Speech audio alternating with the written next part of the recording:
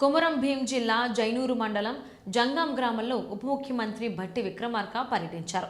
ఈ సందర్భంగా స్వయం సహాయక మహిళా సంఘాలకు 3,41,00,000 వడ్డీ లేని రుణాల చెక్కులు, ఇందిరమ్మ ఇళ్లకు సంబంధించిన పత్రాలను ఆయన పంపిణీ చేశారు. భట్టి మాట్లాడుతూ, ఇందిరమ్మ ఇళ్లను కేవలం మంజూరు చేయడమే కాకుండా వారం వారం బిల్లులు చెల్లిస్తున్నామని, రాష్ట్ర వ్యాప్తంగా లబ్ధిదారులు ఒక్కరోజు కూడా ఆలస్యం చేయకుండా వేగంగా ఇళ్ల నిర్మాణం పూర్తి చేయాలని సూచించారు. బిల్లులు చెల్లించే బాధ్యత పూర్తిగా ప్రభుత్వానిదేనని స్పష్టం చేశారు. నీటిపారుదల సమస్యలపై గ్రామస్తులను అడిగి తెలుసుకున్నారు.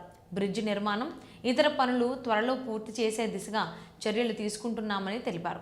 ఓజా కళాకారుల ప్రతిభను ప్రశంసిస్తూ వారి కళను కాపాడేందుకు రుణాలు అందించేందుకు నిర్ణయం తీసుకున్నట్లు చెప్పారు. కళాకారులకు ప్రభుత్వం అండగా ఉంటుందని హామీ ఇచ్చారు. ఇందిరమ్మ చీరలు కట్టుకుని మహిళలు మహాలక్ష్మిల్లా ఉన్నారని కొనియాడారు. ఇప్పటి వరకు మహిళలకు 26,000 కోట్ల రూపాయల వడ్డీ లేని రుణాలు అందించామని, మహిళలను కోటీశ్వరులుగా మార్చడమే ప్రభుత్వ లక్ష్యమని స్పష్టం చేశారు. ఆర్టీసీ బస్సుల్లో మహిళలు ఉచితంగా ప్రయాణిస్తే ఆ భారం ప్రభుత్వమే భరిస్తుందని తెలిపారు. ఒకప్పుడు 1,000 రూపాయలు కూడా లేని మహిళలను నేడు బస్సుల యజమానులుగా తీర్చిదిద్దామని చెప్పారు.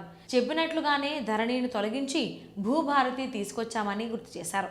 కొమరం భీం ప్రాజెక్టు కెనాల్ పనుల కోసం ప్రతిపాదనలు పంపామని, త్వరలో పనులు ప్రారంభిస్తామని హామీ ఇచ్చారు. దొడ్డు బియ్యం స్థానంలో సన్నబియ్యం పంపిణీ చేస్తున్నామని, 96 లక్షల కుటుంబాలకు రేషన్ కార్డులు ఇచ్చామని తెలిపారు.